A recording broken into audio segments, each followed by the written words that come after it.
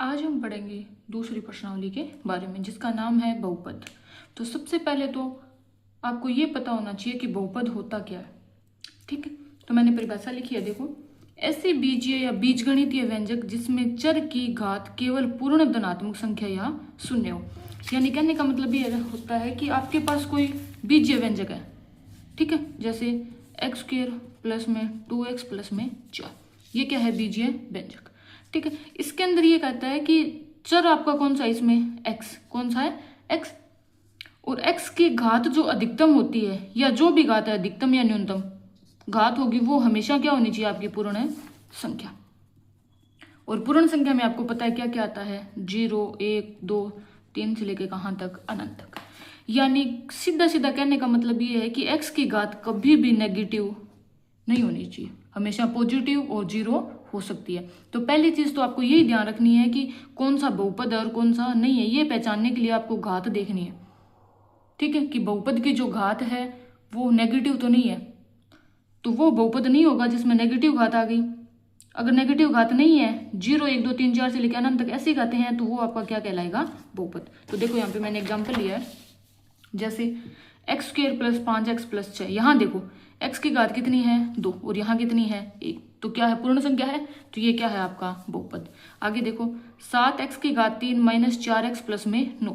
यहाँ चर कौन सा है, x, और x की अधिकतम घात कितनी है, 3, और एक x और है उसकी घात कितनी है, 1, तो दोनों घात क्या है, पूर्ण संख्या, तो ये भी क्या है आपकी, ये भी आपका क्या है, बहुपद। आगे देखो, अगर आपके पास मान इस तरीके से आ जाए कि पूर्ण संख्या नहीं हो, जैसे मैं आपके सामने लेके आऊं, जैसे x की घात 1/2 प्लस में 2 अंडर रूट x प्लस में 4, x की घात 1/3 प्लस में 6, या 1/x प्लस में 3। ठीक है, इस तरीके से आपके पास कोई व्यंजक है, जैसे यहाँ देखो 1/x प्लस में 3, यहाँ देखो चर क्या है आपका x, और x कहाँ चला गया, बट्टे में। ठीक है, तो इसकी घात कितनी है, 1, अगर घात को ऊपर लेके जाओ तो माइनस की हो जाएगी, तो ये बहुपद नहीं होगा। तो याद रखना, अगर बट्टे में यानी भाग में अगर चर आ रहा है तो वो कभी भी बहुपद की श्रेणी में नहीं आएगा। यहाँ देखो x की घात 1/2, और x की घात 1/2 को क्या लिख सकते हो, अंडर रूट x प्लस में क्या है, 2, तो ये भी आपका क्या नहीं है, बहुपद नहीं है, क्योंकि x की घात कितनी आ गई, 1/2, और 1/2 पूर्ण संख्या नहीं है। यहाँ देखो x under root x plus 4, तो ये भी 1/2 है, तो ये भी बहुपद नहीं है। x की घात 1/3, यानी अगर घात बट्टे में आ जाए यानी p/q रूप में आ जाए घात, या चर भाग में आ जाए यानी हर में आ जाए, तो ऐसी कंडीशन में जो भी आपका बीजीय व्यंजक होगा वो कभी भी बहुपद नहीं बनाएगा। ठीक है, तो ये चीज आपको ध्यान रखनी है। यहाँ देखो आप, जैसे x की घात -2 प्लस में 2, तो यहाँ देखो माइनस की घात आ गई, तो ये बहुपद नहीं होगा। Under root x plus 3, under root आ गया, तो ये भी बहुपद नहीं होगा। 1/x प्लस में x, ये सभी बहुपद नहीं है। तो आपको ध्यान रखना है कि कौन सा बहुपद होगा और कौन सा नहीं होगा। अब बात आती है कि बहुपद की घात, और बहुपद की घात वो होती है कि आपके पास बहुपद में एक चर होता है, चर की जो अधिकतम घात है वो क्या कहलाती है, उस बहुपद की घात। जैसे मैं बात करूं आपके सामने, यहाँ भी अपनों ने लिया एक्स स्क्वायर प्लस में 2x प्लस में 4। यहाँ देखो चर क्या है, x है, तो x की सबसे बड़ी घात कौन सी है, 2, तो ये क्या कहलाएगी, आपकी बहुपद की घात। जैसे और एग्जांपल लूँ, x की घात 10 प्लस में 4x की घात 5 प्लस में x की घात 6 s प्लस में 10। तो इस तरीके से आपका क्या चल रहा है, मान चल रहा है। तो यहाँ देखो चर क्या है आपका x, तो x की अधिकतम घात कितनी है, यहाँ पे 10, तो ये क्या कहलाएगी, आपकी बहुपद की घात। तो इस तरीके से आप बहुपद की घात निकाल सकते हो। जैसे बहुपद की घात, किसी बहुपद px में, px का मतलब बहुपद का मान दिया है मैंने कि किसका चर है, वो x का, में चर x की उच्चतम घात बहुपद की घात कहलाती है।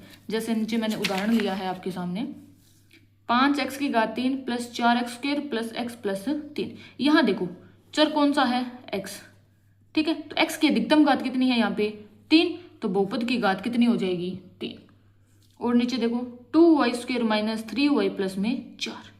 यहाँ देखो बहुपद है और उसमें चर क्या आ गया, ये तो किसके बराबर होगा, px के, और ये किसके बराबर होगा, py के, क्योंकि ये फलन किसका है, y का। तो y की अधिकतम घात कितनी है 2, तो इसकी घात कितनी होगी 2। तो इस प्रकार आप बहुपद की घात निकाल सकते हो। अब आगे बात करते हैं बहुपद के कितने प्रकार होते हैं। तो बहुपद के कितने प्रकार होंगे, यहाँ इस प्रश्नावली के अंदर हम पढ़ेंगे 3 प्रकार, ठीक है, और आपके काम में आएंगे सिर्फ 2 प्रकार। तो 3 प्रकार कौन कौन से, रेखिक, द्विघात और त्रिघात। नाम से स्पष्ट है, रेखिक का मतलब जिसमें चर की अधिकतम घात कितनी हो 1, यानी बहुपद की घात कितनी हो 1। यहाँ बहुपद की घात कितनी हो, द्विघात में द्विघात यानी 2 घात कितनी हो 2, त्रिघात यानी 3 घात, तो बहुपद की अधिकतम घात कितनी हो 3, ठीक है। तो इस प्रकार बहुपद के कितने प्रकार मानेंगे यहाँ पे हम 3। तो मैंने एक एक करके एग्जाम्पल्स लिया, देखो आप। रेखिक बहुपद, जिस बहुपद की घात 1 हो क्या कहलाता है, रेखिक बहुपद। यहाँ एग्जाम्पल लिए 2x की घात 2x minus 3 y plus under root 2x minus 2/11। यहाँ देखो इसमें चर कौन सा है x, और x की अधिकतम घात कितनी है 1। यहाँ चर कौन सा है y की अधिकतम घात कितनी है 1। यहाँ चर कौन सा है x की अधिकतम घात कितनी है 1। अब आपके सामने ये सवाल आता है, जैसे मैंने अभी ऊपर आप बताया कि अंडर रूट के अंदर कोई अगर मान आ जाए वहां आप बहुपद नहीं मानोगे, लेकिन अंडर रूट किसके ऊपर आना चाहिए, चर के ऊपर आना चाहिए। अचर मान के ऊपर अंडर रूट आ सकता है। जैसे एक तो मैं बात करूं जैसे आपके सामने कि अंडर रूट y प्लस में 2, एक बात करूं y प्लस में अंडर रूट 2, दोनों में अंतर है। ये तो बहुपद की श्रेणी में आएगा पर ये बहुपद नहीं होगा। तो आपको याद रखना है कि चर की घात क्या होनी चाहिए, पूर्ण संख्या। अचर पद के अंदर आपके पास अंडर रूट के मान हो सकते हैं, 1/2 हो सकता है, किसी भी प्रकार के मान हो सकते हैं, लेकिन जो चर है उसकी घात पूर्ण संख्या ही होनी चाहिए, चर भाग में नहीं जाना चाहिए, और चर की घात p/q रूप में नहीं होनी चाहिए। तो ये खास कर ध्यान रखना आपको कि कंफ्यूजन नहीं होना है कि भाई अंडर रूट वाला बहुपद होगा या नहीं होगा। तो याद रखना सिर्फ अंडर रूट चर के ऊपर नहीं होना चाहिए, बाकी कहीं भी हो सकता है। तो ये बहुपद है और इसकी घात कितनी है 1। तो ये कौन से बहुपद है, रेखिक बहुपद। अब बात आती है द्विघात बहुपद की, जिस बहुपद की घात कितनी हो 2, कौन क्या कहलाएगा, द्विघात बहुपद। तो यहाँ देखो y² माइनस 2 या 2x² प्लस में 3x माइनस में 2/5, या तीसरा मैंने लिया है 4z² प्लस में 1/7। तो यहाँ देखो 1/7 में आ गया तो हर में आ गया मान, लेकिन ये कौन सा मान है, अचर मान है। तो अचर मान भाग में आ सकता है लेकिन चर तो अंश में है, तो ये क्या है बहुपद। यहाँ देखो y है चर की अधिकतम घात 2, तो ये कौन सा बहुपद होगा, द्विघात। यहाँ देखो x है, x की अधिकतम घात 2, तो ये कौन सा बहुपद होगा, द्विघात। यहाँ देखो z है, z की अधिकतम घात कितनी है 2, तो ये क्या होगा आपका द्विघात बहुपद। अब आगे देखो, आगे वाला अपने पास आता है त्रिघात बहुपद, जिस बहुपद की घात 3 हो। यहाँ देखो उदाहरण लिया मैंने कुछ, 2 माइनस एक्स की घात 3, एक्स की घात 3, 3 माइनस एक्स की घात 2 प्लस एक्स की घात 3, ये उदाहरण। यहाँ देखो चर की घात कितनी है 3, तो ये क्या होगा त्रिघात बहुपद। यहाँ भी कितनी है 3, तो ये भी त्रिघात बहुपद। यहाँ देखो आपके पास मान दिया है 3 माइनस x² प्लस में एक्स की घात 3, तो यहाँ देखो चर की अधिकतम घात 3 है लेकिन 2 भी तो आ रही है, तो आप इसको द्विघात बहुपद की श्रेणी में नहीं रखोगे, क्योंकि अपने को सबसे बड़ा मान देखना है कि सबसे बड़ी घात कौन सी है, कितनी है 3, तो ये किसकी श्रेणी में आएगा, त्रिघात बहुपद में। अब बात आती है कि आपने बहुपद के प्रकार पढ़ लिए, अब बहुपद में जो चर आपको दिया गया है उसका मान कैसे निकालोगे। तो याद रखना बहुपद में जो चर का मान आप निकालते हो उसे बोलते हैं बहुपद का शून्यंक, यानी शून्यंक वो मान होता है जो पूरे बहुपद को क्या कर दे, शून्य कर दे। तो मैंने नीचे लिखा है बहुपद में चर का वह मान जो पूरे बहुपद को शून्य कर दे। जैसे उदाहरण लेते हैं, नीचे मैंने लिया भी है, देखो आप इधर, जैसे मेरे पास एग्जांपल है 2x प्लस में 3, ये बहुपद है, वो भी कौन सा है, एक घात है तो रेखिक है। अब मुझे x का मान चाहिए, तो x का मान कैसे निकालोगे आप, x का मान वो होता है कि x की जगह आप कोई मान रखो और इस पूरे बहुपद का मान 0 हो जाए, वो क्या कहलाता है, बहुपद का शून्यंक। नाम से स्पष्ट है, शून्य अंक, शून्य अंक यानी पूरे बहुपद के अंक को क्या कर दे, शून्य, ठीक है। तो यहाँ देखो ये मान निकालने के लिए आपको सबसे पहले याद ये रखना है कि बराबर में रख देना आपको 0, फिर पक्षांतरण करके सिर्फ x का क्या निकालोगे, मान। 2x + 3 = 0, 2x का 2x प्लस का 3 इधर आके बराबर में माइनस का 3। अब x के साथ गुणा में है 2, बराबर में लेके जाएंगे तो भाग में जाएगा, तो x बराबर -3/2। तो ये क्या आ गया आपका x का मान, जो पूरे बहुपद को क्या कर देगा, शून्य। अब देखो कर रहा है या नहीं कर रहा शून्य, यहाँ देखो 2, x की जगह क्या रखोगे, -3/2, प्लस में क्या है 3। ठीक है, अब देखो 2 एकम 2, 2 एकम 2, तो यहाँ क्या बचा है, -3 को 1 से गुणा करोगे तो -3, प्लस का क्या है 3। अब दोनों चिन्ह विपरीत है और संख्या भी समान है, तो विपरीत चिन्ह हो तो संख्या क्या होती है, घटती है। तो 3 में से 3 गए 0, तो पूरे बहुपद को क्या कर दिया इसने, 0। तो ये क्या कहलाएगा, बहुपद का शून्यंक। तो इस प्रकार आप बहुपद का शून्यंक निकाल सकते हो। आगे देखो, अब अगर आपके पास मैं प्रश्नावली 2.1 की बात करूं तो उसके अंदर आपको कुछ ग्राफ्स दिए जाएंगे। अब उन ग्राफ को देख के, उन वक्रों को देख के आपको ये अंदाजा लगाना है कि किस वक्र के कितने शून्यंक होंगे।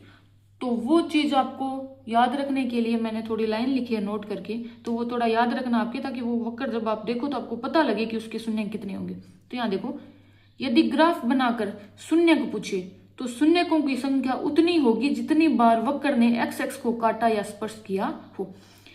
तो कितनी होगी, देखो यहाँ देखो, आपके पास कोई वक्र है, जैसे इस प्रकार कोई वक्र है, आपको पता है ये वाई एक्स होता है और ये एक्स एक्स, ये -yx और ये -xx, और -x को x डैश भी बोलते हैं और -y को y डैश भी बोलते हैं।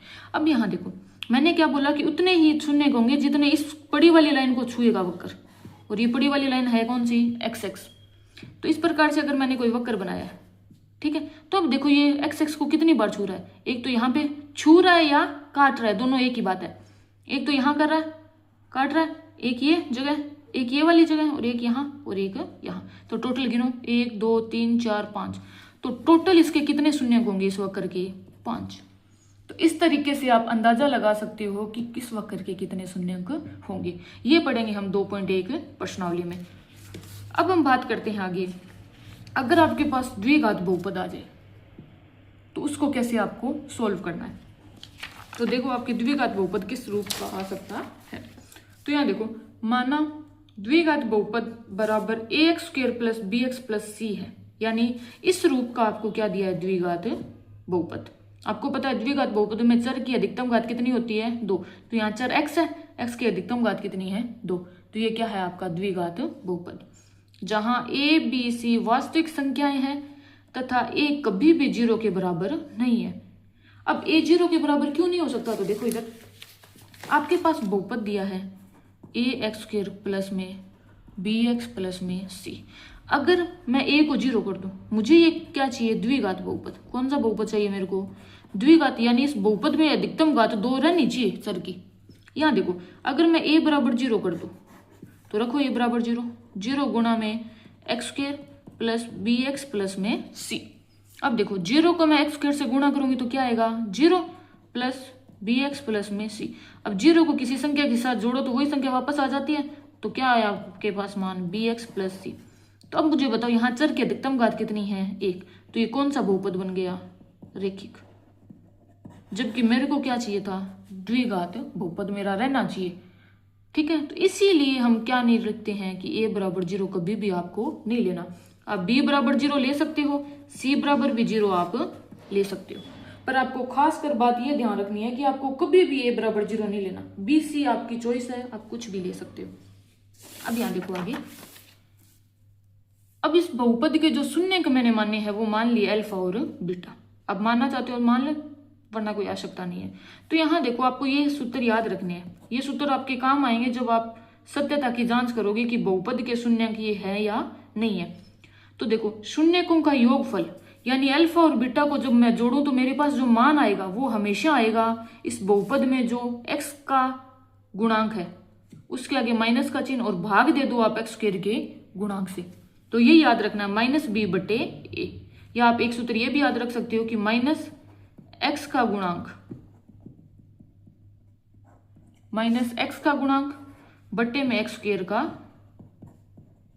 गुणांक। ठीक है, ये भी याद रख सकते हो। तो ये सूत्र आपको याद होना चाहिए। अब आगे बात करते हैं हम शून्यकों का गुणनफल।